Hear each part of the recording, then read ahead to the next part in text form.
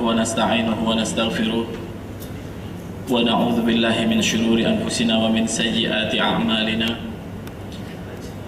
من يهده الله فهو المهتدي ومن يضلل فلن تجد له وليا مرشدا أشهد أن لا إله إلا الله وأشهد أن محمدا عبده ورسوله أما بعد فأحييكم بتحية الإسلام السلام عليكم ورحمة الله وبركاته.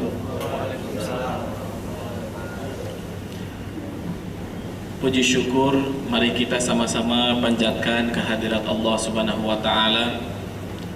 Atas limpahan karunia-Nya kita diberi kesempatan kembali untuk berkumpul bersama-sama dalam rangka thalabul ilmi, menambah ilmu kita. Mudah-mudahan Allah juga berkenan pada hari ini merezekikan kefahaman kepada kita, karena dengan kefahaman itu kita bisa mengarungi hidup di dunia ini dengan selamat sampai bertemu kembali dengan Allah Subhanahu wa Ta'ala di akhirat kelak. Salawat dan salam kepada junjungan kita Habibana Nabiyana Muhammad sallallahu alaihi wasallam, juga kepada keluarga, sahabat, serta siapapun yang setia dengan ajarannya, mengamalkan sunnahnya, mengangkat panji-panjinya, berseru dengan seruannya hingga hari akhir. Mudah-mudahan sampai kepada kita dijadikan sebagai umat yang akan mendapatkan syafaat di yaumul mahsyar. Amin ya Allah ya rabbal alamin. Hadirin majelis taklim yang dirahmati Allah Subhanahu wa Ta'ala, kita akan melanjutkan bahasan. Kurang lebih sebulan kemarin kita telah memahami esensi dari sejarah. Bagaimana kehidupan ini bermula, bagaimana Allah menyiapkan para rasul dan para nabi sebagai pengingat tugas utama manusia. Walaupun pada sejarahnya kesuksesan para nabi itu tidak diukur dengan banyaknya pengikut. Banyak di antara nabi-nabi yang tidak ada pengikutnya. Banyak para rasul yang puluhan tahun mengajak menyeru manusia kepada Tuhan, tapi yang ikut tidaklah banyak. Nabi Isa hanya 12 orang yang jadi pengikutnya, 1 orang berkhianat. Bahkan banyak para nabi yang harus berakhir dengan menjadi target pembunuhan dari musuh-musuh Allah Subhanahu wa Ta'ala, dan sudah ribuan nabi berhasil dibunuh oleh Yahudi. Sampai kita masuk ke zaman Nabi Muhammad sallallahu alaihi wasallam. Nah, hari ini kita akan membahas runtutan atau runutan zaman yang telah dilalui oleh umat Muhammad SAW, dan seperti apa prediksi ke depannya. Jadi, sebagai pengantarnya, penciptaan alam ini ada mula dan akhir dengan cara dan masa yang ditentukan Allah. Kita sebagai makhluk hendaknya menyadari tentang hakikat ini dengan merenungi hikmah pengajaran di sebaliknya agar dapat bertindak tepat sesuai dengan kehendak Allah.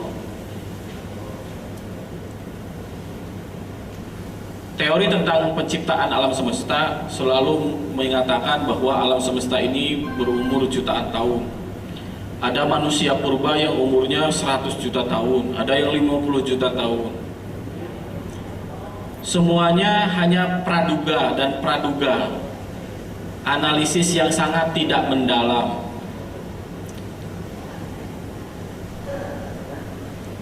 Kenapa ada kesimpulan seperti itu? Karena berangkat dari sebuah keyakinan bahwa alam semesta ini terjadi secara kebetulan.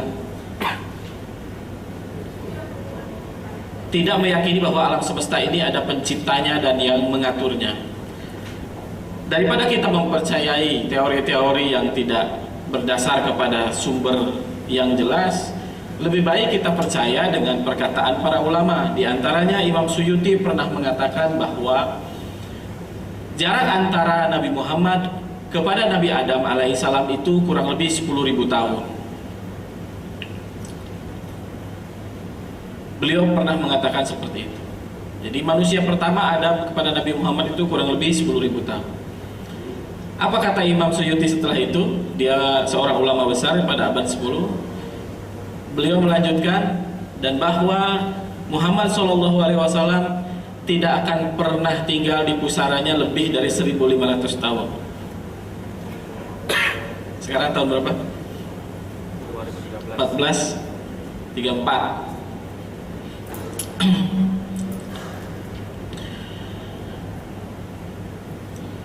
Pemahaman zaman dan zaman itu akan membuat kita mengerti dan paham harus bertindak seperti apa. Karena setelah kita mendapatkan hidayah dari Allah Subhanahu wa taala dengan menerima Islam sebagai way of life, sebagai aturan hidup, ada tugas kita selanjutnya adalah mencari tahu apa yang kita lakukan sekarang ini sesuai kehendak Allah atau tidak. Karena banyak yang berteriak atas nama Tuhan, atas nama Allah, mengatasnamakan agama, teriak Allahu Akbar, padahal apa yang dilakukannya sungguh jauh dari kehendak Allah. Mengatasnamakan ayat Al-Quran, mengambil ayat ini, mencomot hadis ini, melakukan kerusakan, melakukan keonaran atas nama agama dan Tuhan. Ini yang disebut dengan taufik. Jadi tidak semua orang mendapatkan taufik. Hidayah Allah pastikan sampai kepada setiap orang, tetapi apakah orang itu mendapatkan taufik setelah itu? Tidak dijamin. Hendaklah kita terus mencari tahu.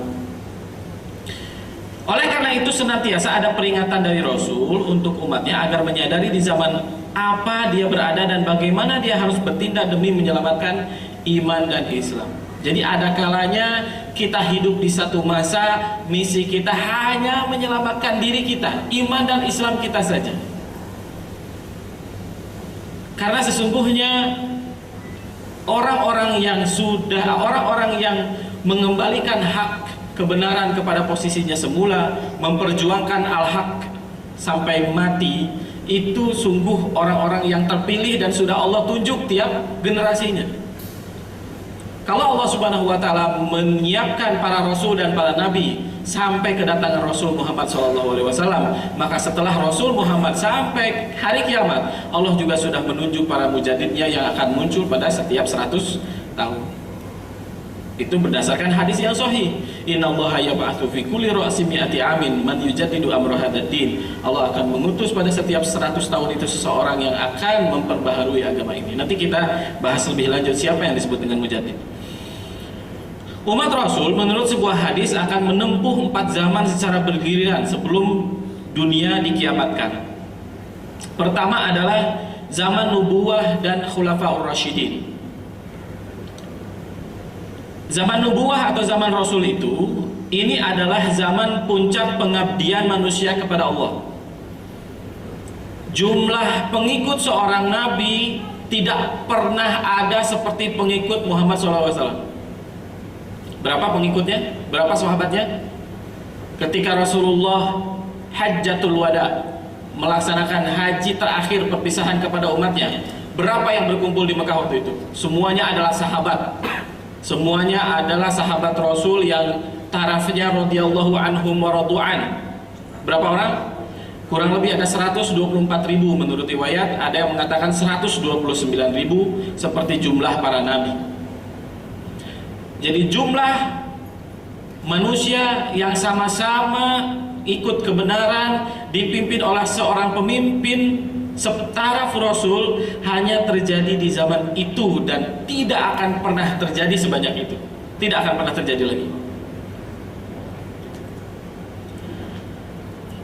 Sebuah generasi yang belum pernah ada dan tidak akan pernah ada lagi ditinjau dari segi kualitas dan kuantitas. Mungkin akan muncul sebuah zaman 124.000 orang, tapi secara kualitas zaman itu tidak akan terulang. Itu adalah puncak zamannya pengabdian manusia kepada Tuhannya. Zaman ini sering disebut sebagai ruhbanun bil laili wa fursanun bin nahar. Mereka menghabiskan waktu malam untuk beribadah, untuk bermunajat kepada Allah Subhanahu wa taala. Pada siang hari mereka habiskan waktu mereka untuk berjuang. Belum ada kitab-kitab yang ditulis, referensi umat waktu itu hanya Al-Qur'an dan hadis. Begitu Rasul tiada, masuk ilmu-ilmu yang lain. Nah, ketika itulah kualitas itu makin berkurang. Di zaman Rasul tidak ada institusi, tidak ada apa ya namanya, ya institusi hukum tidak ada. Ciri masyarakat baik itu ketika institusi hukumnya sedikit bahkan tidak ada. Ciri masyarakat yang tidak baik, institusi hukumnya semakin banyak. Karena berdiri ini tidak selesai, dibuat ini tidak selesai, dibuat itu juga tidak selesai.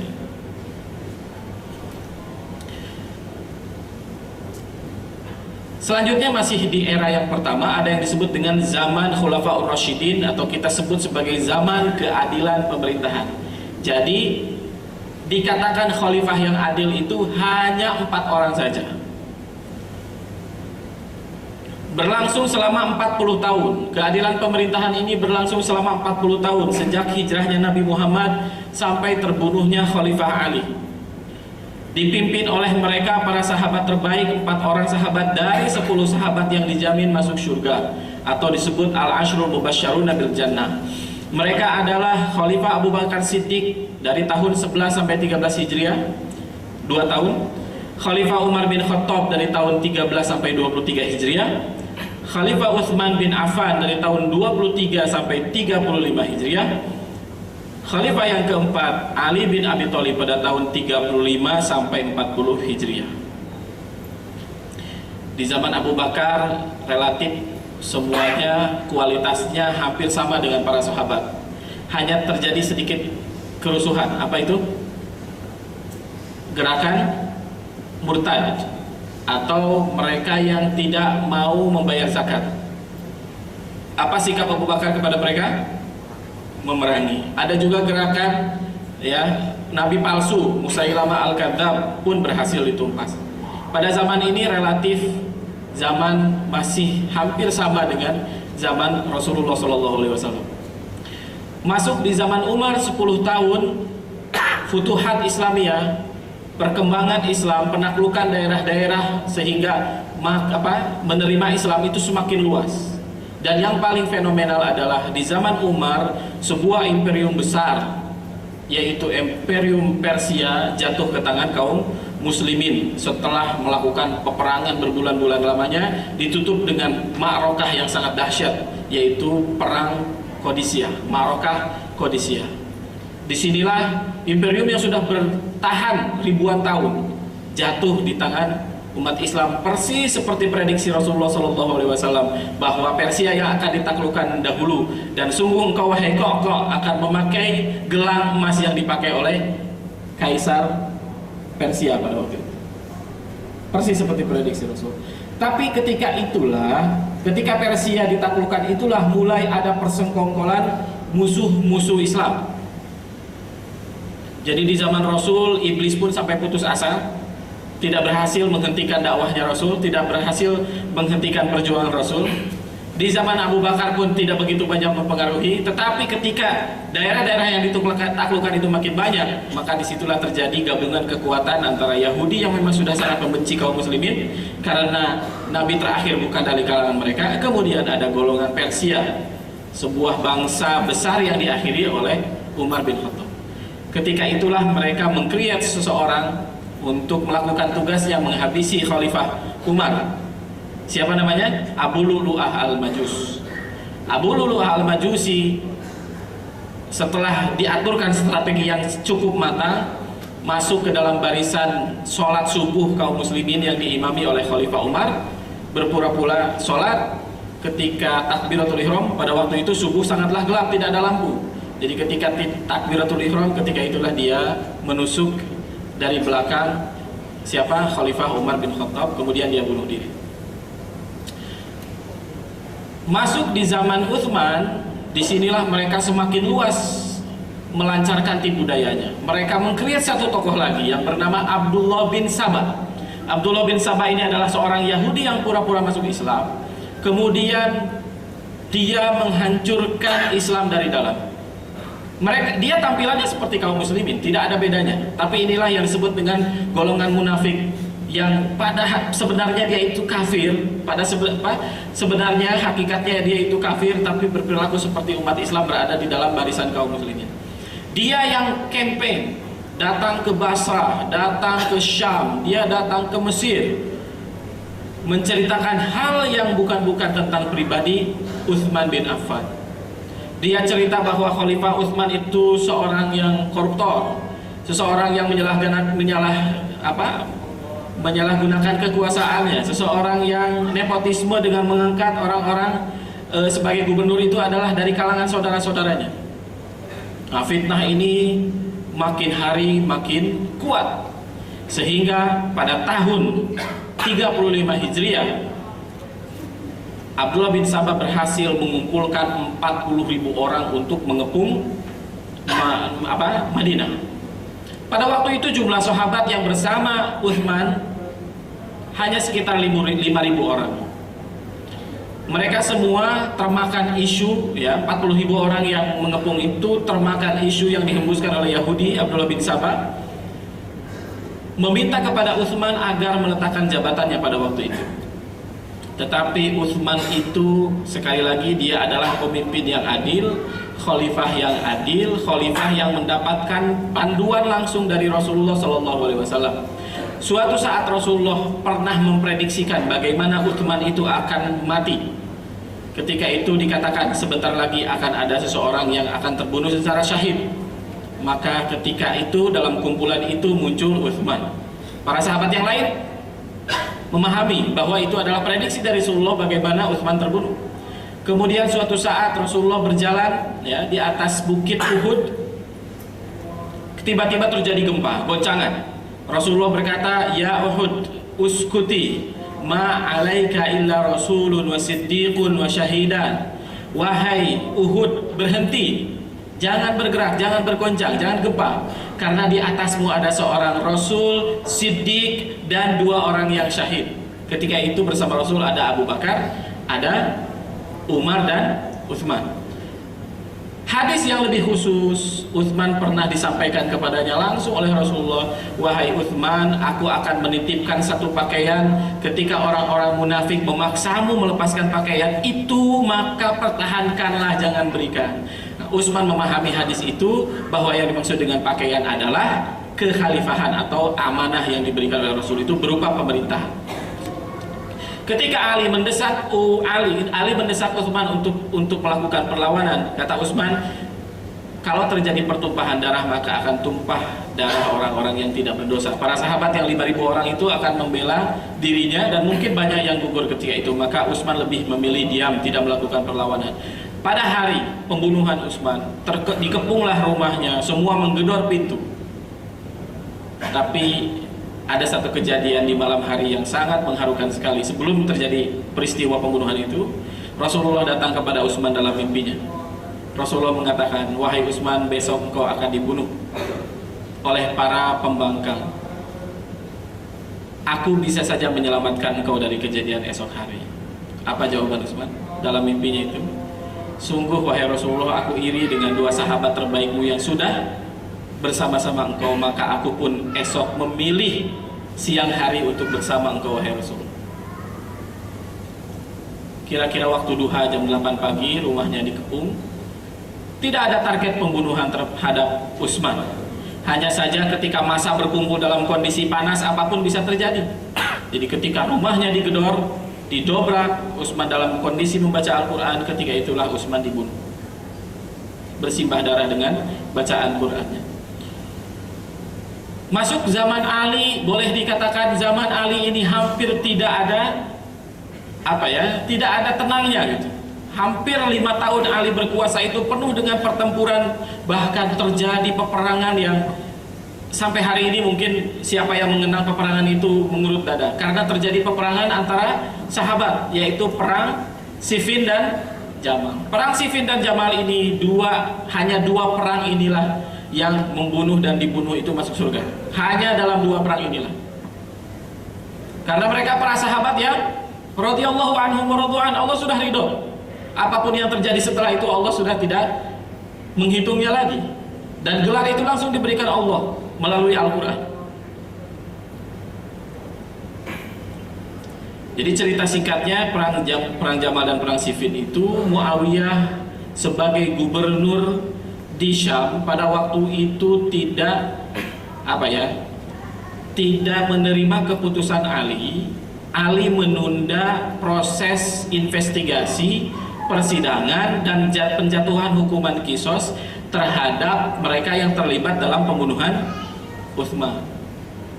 Jadi targetnya bukan Ali dijatuhkan dari pemerintahan dan diganti olehnya, sama sekali tidak ada target seperti itu. Ali adalah seorang yang cerdas, seorang yang Rasul prediksi akan mempunyai kecerdasan lebih dari yang lain. Dia memahami bahwa penegakan hukum syariat, hukum kisos terhadap pembunuh Utsman bisa ditunda sampai kondisi lebih kondusif. Sementara Muawiyah yang merupakan keluarga dekat dari Utsman tidak bisa menerima keputusan itu. Ingat, hukuman kisos itu diminta oleh keluarga. Ketika keluarga itu memaafkan, maka tidak terjadi. Ketika keluarga menerima diat diganti dengan 100 ekor unta, juga tidak terjadi. Utsman tidak bisa menerima Muawiyah tidak menerima keputusan Ali. Maka dia pun datang ke Basrah, tempat Ali pada waktu itu, ingin berdiskusi. Kenapa tidak dilakukan investigasi itu? Disinilah tokoh yang saya sebutkan sejak awal, Abdullah bin Sabah mengambil peran. Ketika pasukan sudah saling berhadapan, tidak ada target perang pada waktu itu, tapi di kedua belah pasukan itu sudah disiapkan pemanah yang ulung dan bersembunyi di tengah pasukan itu. Pasukan ini melepaskan panah, pasukan ini melepaskan panah. Panas, terjadilah peperangan. Ketika Ammar bin Yasir terbunuh, para sahabat ingat betul dengan hadis yang dikatakan Rasulullah, sungguh kasihan Ammar bin Yasir, nanti dia akan terbunuh oleh kelompok pembangkang. Jelas sekali hadis itu. Ketika Ammar bin Yasir terbunuh dan ternyata dia ada di pihak Ali, maka semua orang yang tahu hadis itu dan berada di pihak Muawiyah segera menghentikan peperangannya.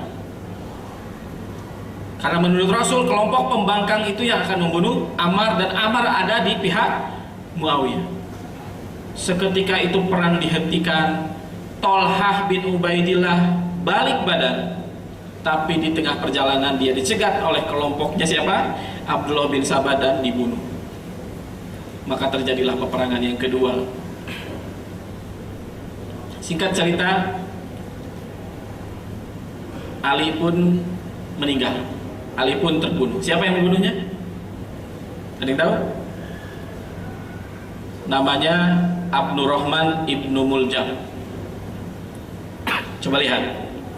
Menurut sejarah kitab Al-Isobah, Abu Bakar itu terbunuh dengan cara diracun. Oleh siapa? Oleh Yahudi. Ketika Abu Bakar makan, para dua sahabat yang ikut makan pada waktu itu tersadar, wahai Abu Bakar, makanan kita sudah diracun. Kata Abu Bakar, ya gimana? Kita sudah terlanjur memakannya. Kata sahabatnya itu, racun ini akan efektif dalam 1 tahun. Racun jenis apa coba? Dimakan hari ini, membunuh 1 tahun lagi. Tepat di hari Abu Bakar meninggal, 2 sahabat yang makan bersama Abu Bakar itu juga meninggal. Sebagai bukti betul bahwa beliau ini meninggal dengan cara diracun. Yang kedua, yang membunuh Umar siapa tadi? Al-Majus, dari kalangan Persia, yang menjelma jadi Rafidhah hari ini. Yang ketiga, siapa? Khalifah ketiga dibunuh oleh siapa? Orang-orang munafik. Orang-orang munafik.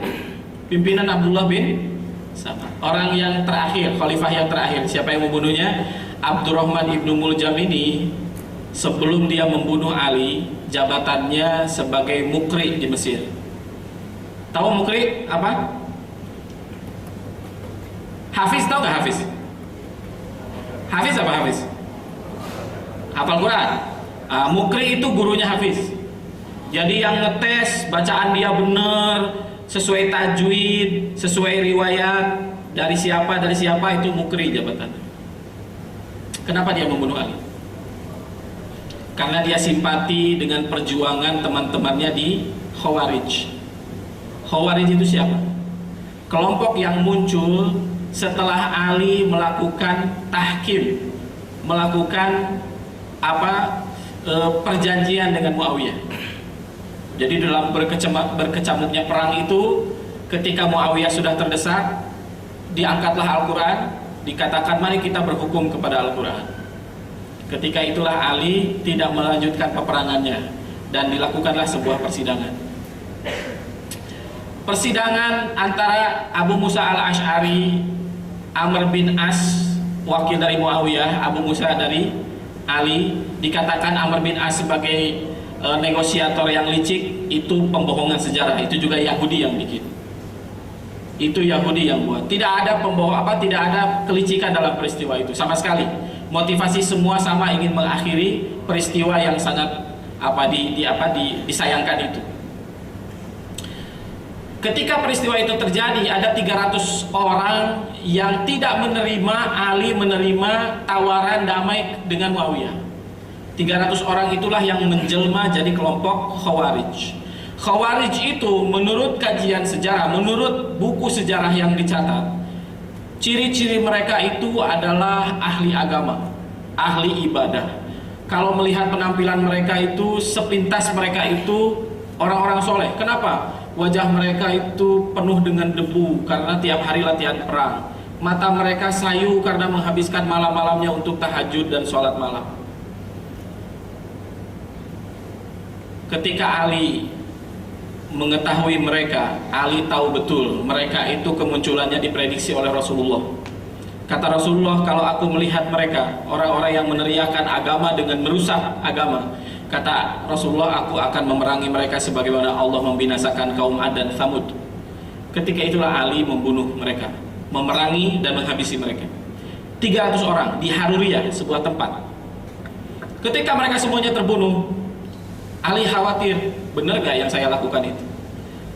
Ali ingat lagi satu hadis, bahwa di antara mereka itu ada seorang laki-laki dengan ciri perawakannya perempuan. Maka kata Ali, periksa seluruh mayat yang ada di sini. Diperiksa satu-satu 300 itu, ternyata tidak ada.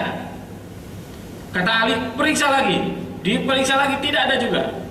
Barulah yang ketiga kali diperiksa orang-orang yang terbunuh di situ, ternyata ada ciri laki-laki yang seperti disebutkan oleh hadis Rasulullah SAW. Ketika itulah Ali merasa tenang bahwa yang dilakukannya itu sudah benar.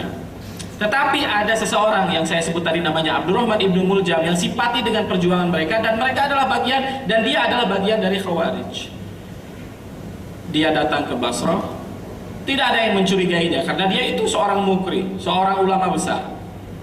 Tapi ketika bertemu dengan Ali, dia mencabut pedangnya dan mengatakan, celaka engkau wahai Ali, hukum bukan milik engkau dan Muawiyah, hukum adalah milik Allah Subhanahu wa ta'ala.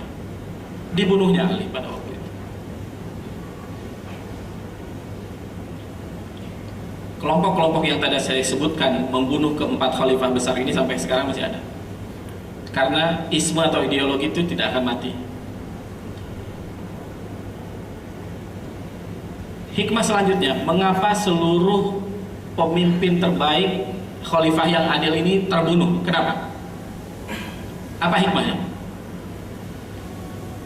Tidakkah kita mendengar satu hadis bahwa hanya orang yang mati syahid yang sakaratnya akan ringan?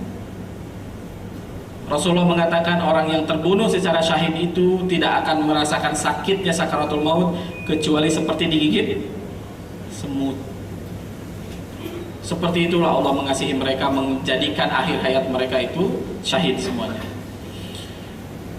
Dua zaman pertama ini mempunyai banyak kesamaan dan dikenal juga sebagai zaman ummah pertama. Jadi dikatakan satu umat itu kalau ada satu pemerintahan saja, tidak ada perbedaan pendapat, yang ini fikihnya kemana, yang ini fikihnya kemana, yang ini akidahnya kemana, yang ini akidahnya kemana, tidak bisa dikatakan sebagai umat walaupun pemerintahan satu. Jadi di saat inilah, di saat Rasul memimpin dan Khulafaur Rasyidin memimpin, itu disebut sebagai zaman ummah pertama. Ciri-cirinya saya percepat saja. Ibadah mereka sangat banyak, tidak bisa ditandingi. Ukhuwah dan kasih sayang sangat padu. Jihad syahid menjadi idaman, akhlak menjadi perhiasan diri. Masyarakat dan negara dapat dibangun, peradaban dan pembangunan rohani mencapai puncaknya.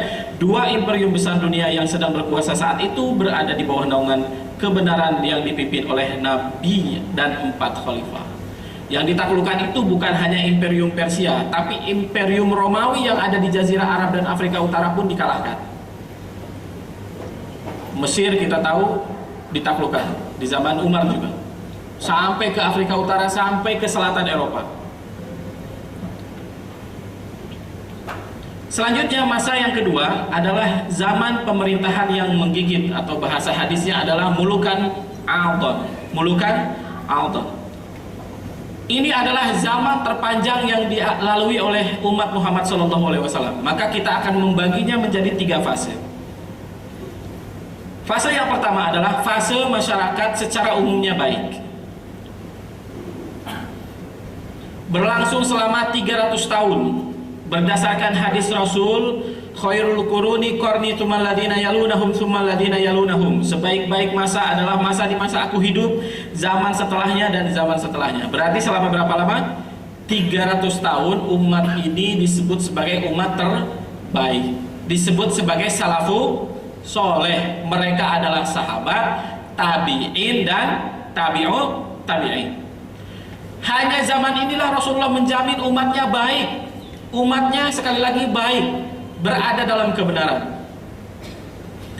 Maka setelah zaman itu Rasulullah tidak menjamin lagi. Persis seperti kajian kita sebelumnya, bahwa bagi iblis dan dajjal itu hanya butuh waktu 300 sampai 500 tahun saja untuk membuat satu umat pengikut Nabi sesat. Kristen itu dulunya kan mengikuti Isa alaihissalam, tapi peristiwa 325 Masehi, sebuah konsili menghancurkan sendi-sendi agama yang dibawa oleh Nabi Isa, dirubah menjadi sebuah agama baru yang merupakan repackaging dari agama pagan yang sebelumnya memang sudah berada di situ, di Romawi. Dari sudut ilmu pengetahuan dan peradaban, ini adalah puncaknya kegemilangan Islam. Berbagai disiplin ilmu dibuat. Ilmu yang bersumber dari kebudayaan Persia, Romawi, Yunani mulai dipelajari dan diterjemahkan. Para khulafa, para pemimpin memberikan reward yang luar biasa kepada para ulama yang ingin mentransformasi ilmu pengetahuan dari dunia luar. Sampai-sampai setiap buku yang mereka tulis, yang mereka terjemahkan, sebagai balasannya itu adalah seberat emas. Jadi pemerintah itu sangat memperhatikan ini. Di zaman ini juga diasaskan 4 mazhab fikih. Apa saja? Imam Malik, Maliki, Imam Syafi'i, Imam Abu Hanifah, dan Imam Ahmad bin Hambal. Ini terjadi pada 300 tahun pertama. Ditinjau dari pemerintahan masa ini berakhir pada kekuasaan Bani Abbas atas Daulah Abbasiyah. Jadi Daulah Abbasiyah yang umurnya kurang lebih 500 tahun, dari 141 atau 131 sampai 656, terjadi 3 fase. Raja-raja yang pertama itu murni dari Bani Abbas. Bani Abbas itu keluarga Rasulullah SAW. Sementara generasi berikutnya, raja-rajanya bukan dari Bani Abbas lagi, tapi dari Bani Buwaihi. Selanjutnya jadi dari Bani Saljuk, yang bukan bangsa Arab, tapi masih mengatasnamakan pemerintahan Bani Abbas yang berakhir pada tahun 656, penyerbuan Genghis Khan atau Hulagu Khan anaknya ke Baghdad. Sekali lagi, dari ilmu pengetahuan, inilah zaman kegemilangan umat Islam. Suatu saat Harun ar-Rasyid menghadiahkan jam kepada Charlemagne, seorang Kaisar Romawi pada waktu itu. Jam yang bisa kita lihat hari inilah, seperti jam dinding, walaupun belum menggunakan mekanik pada waktu itu, belum menggunakan mesin, tapi mirip. Jadi setiap waktu berganti 1 jam, jam itu terbuka, kemudian ada suara 1 kali kalau jam 1, teng gitu kan. Kemudian pintu terbuka, keluarlah patung kuda dengan penunggangnya, jokinya. Jadi kalau jam 1 itu yang keluar 1, keliling, masuk lagi. Kalau jam 2, 2, kalau jam 3, 3. Itu dihadiahkan kepada Charlemagne, buatan umat Islam Baghdad pada waktu itu.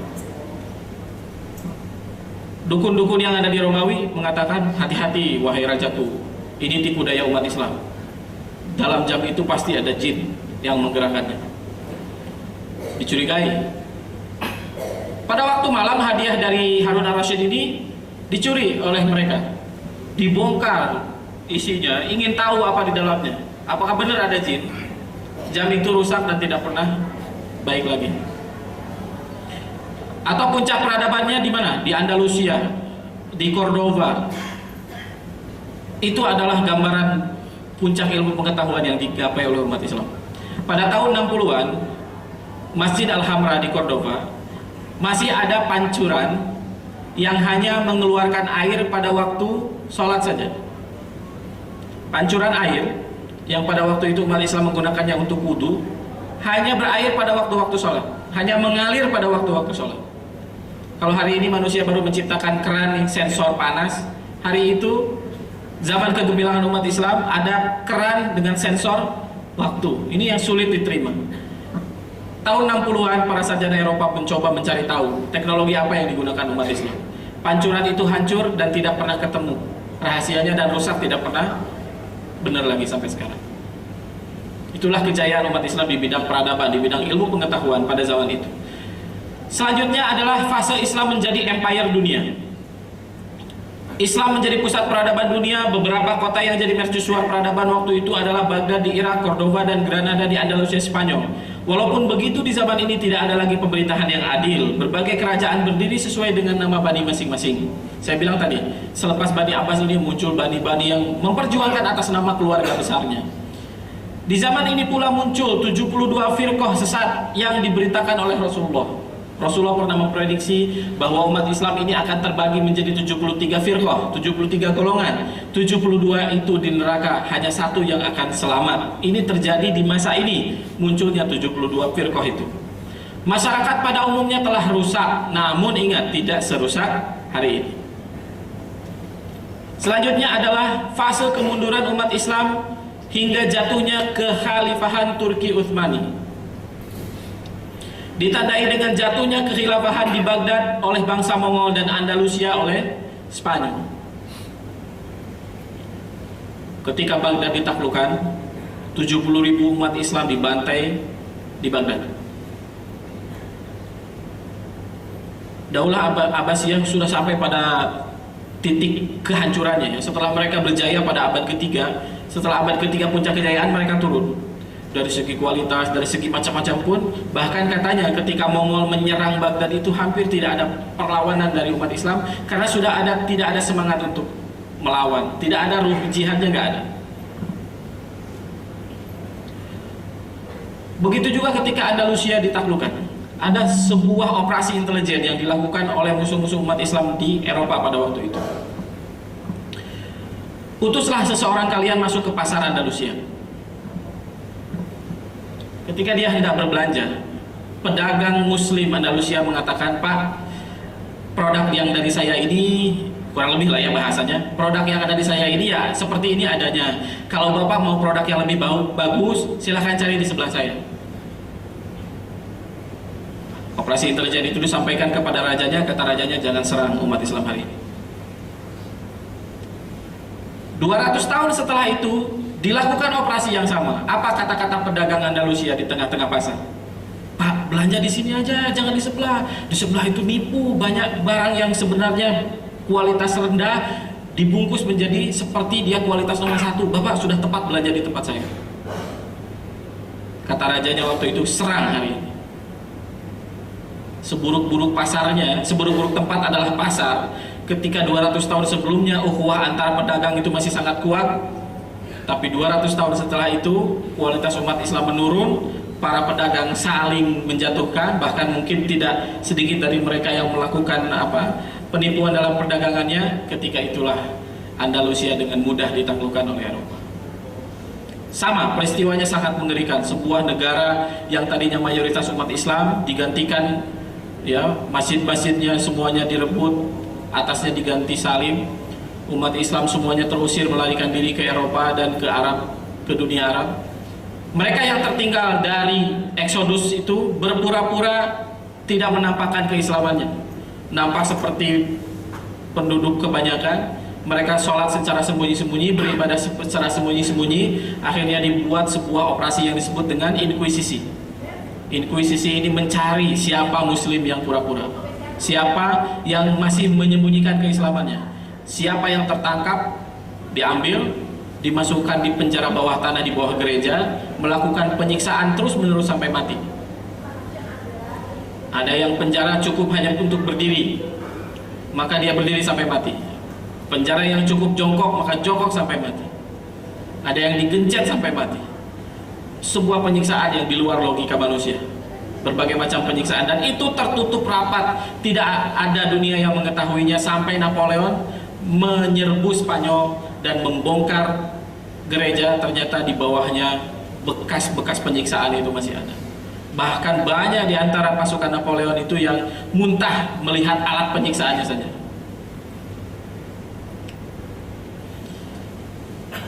Peradaban Islam musnah sama sekali. Islam berada pada titik dasar kemundurannya. Hampir seluruh negara Islam dijajah oleh bangsa asing. Namun yang menarik justru di zaman inilah Islam secara ramai-ramai diterima oleh bangsa timur, khususnya Melayu, Nusantara.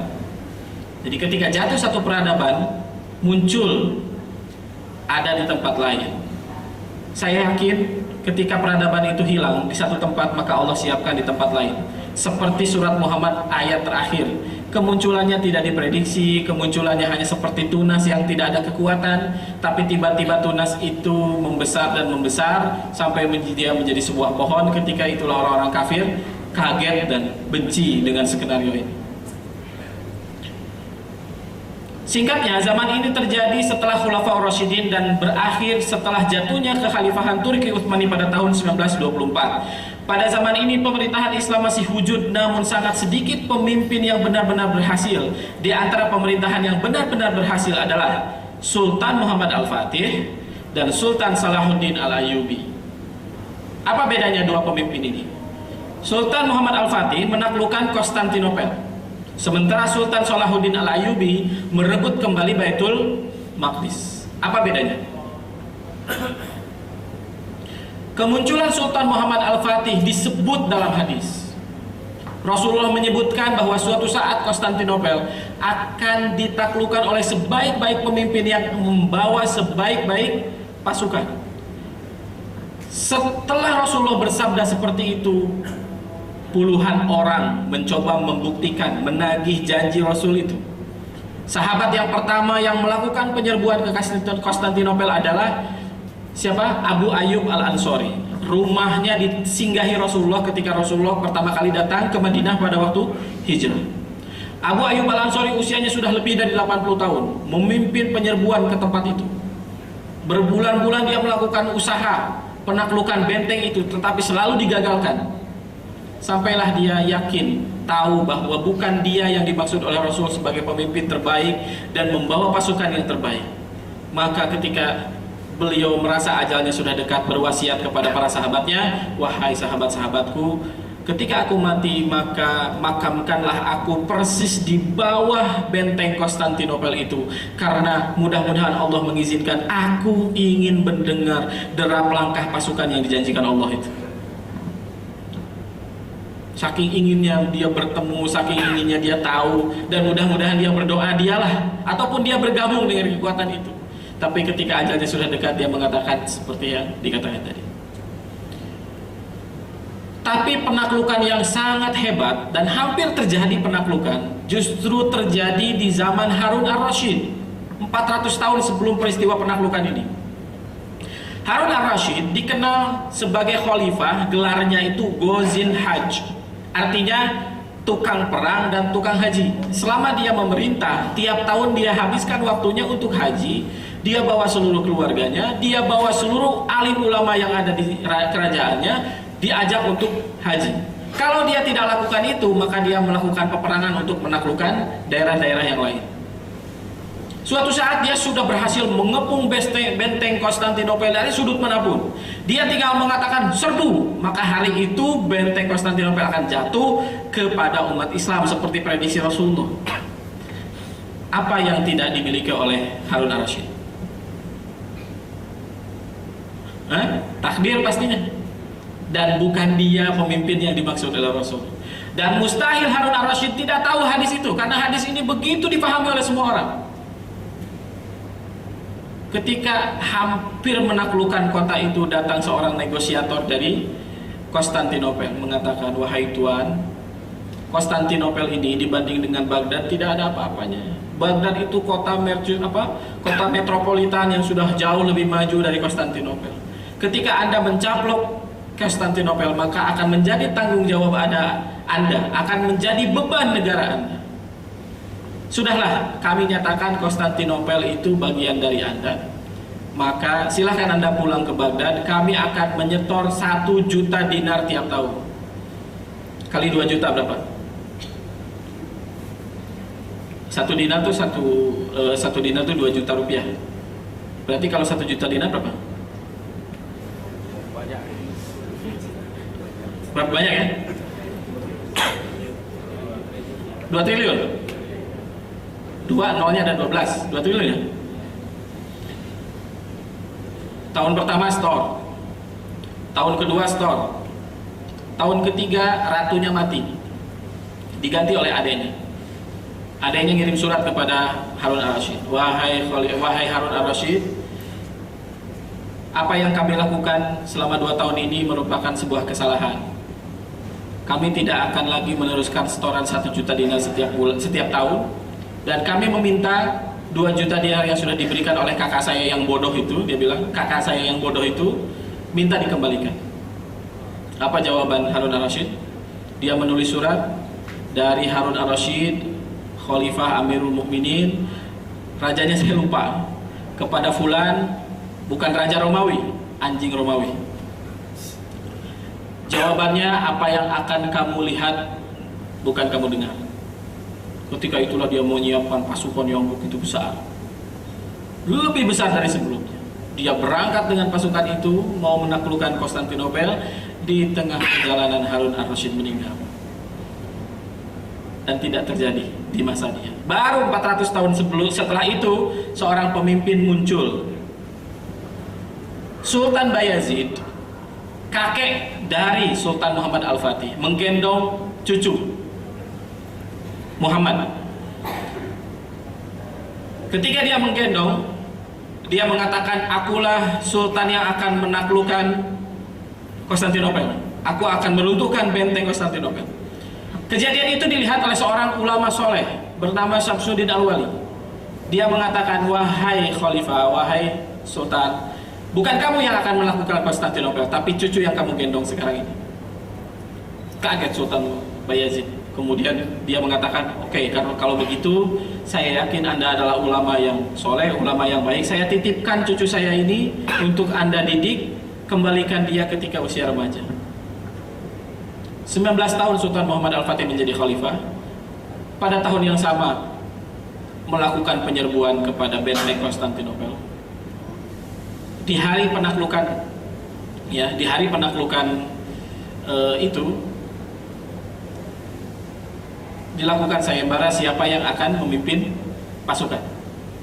Siapa yang sejak akil balik tidak pernah meninggalkan sholat berjamaah. Ada yang berdiri, ada yang duduk. Ada beberapa pertanyaan lagi. Pertanyaan yang terakhir adalah, siapa yang sejak akil balik tidak pernah meninggalkan sholat malam? Semua duduk, yang berdiri tinggal Sultan Muhammad Al-Fatih. Maka dialah yang memimpin pasukan pada waktu itu. Keajaiban terjadi. 300 kapal perang yang secara logika tidak mungkin bisa menyeberangi bukit di sungai di Selat Bosporus bisa diseberangkan. Dan ketika Sultan Muhammad Al-Fatih mendekati benteng itu tidak didobrak dari luar. Justru para penduduk di dalam benteng itu membuka sendiri dari dalam. Kenapa? Dia mendengar tentang keadilan pemerintahan Sultan Muhammad Al-Fatih dan lebih suka dipimpin oleh Sultan Muhammad Al-Fatih yang sudah terbukti keadilannya daripada dipimpin oleh kaisar mereka sendiri yang zalim terhadap mereka. Jadi ketika Sultan Muhammad Al-Fatih menaklukkan benteng Konstantinopel, korbannya tidak begitu banyak. Berbeda dengan Sultan Salahuddin Al-Ayyubi yang merebut kembali benteng Baitul Maqdis, puluhan ribu yang jadi korban. Dan Sultan Salahuddin Al-Ayyubi tidak pernah Rasulullah memprediksikan kemunculannya. Jadi seorang pemimpin semakin dia diprediksi kemunculannya, dalam arti kata bahasa yang lebih bombastis, kepemimpinan dia dilantik langsung melalui wahyu oleh Allah atau Rasulnya, maka korban darah itu semakin sedikit. Seperti Tolut mengalahkan pasukan Jalut. Hanya Jalut saja yang terbunuh. Setelah itu tidak ada yang terbunuh lagi. Ketika Fatu Mekah 10.000 Rasulullah membawa pasukan 10.000, tidak ada yang terbunuh pada waktu peristiwa penaklukan kota Mekah yang dipimpin langsung oleh Rasulullah SAW. Saya kira jam 1 saya harus tutup dulu.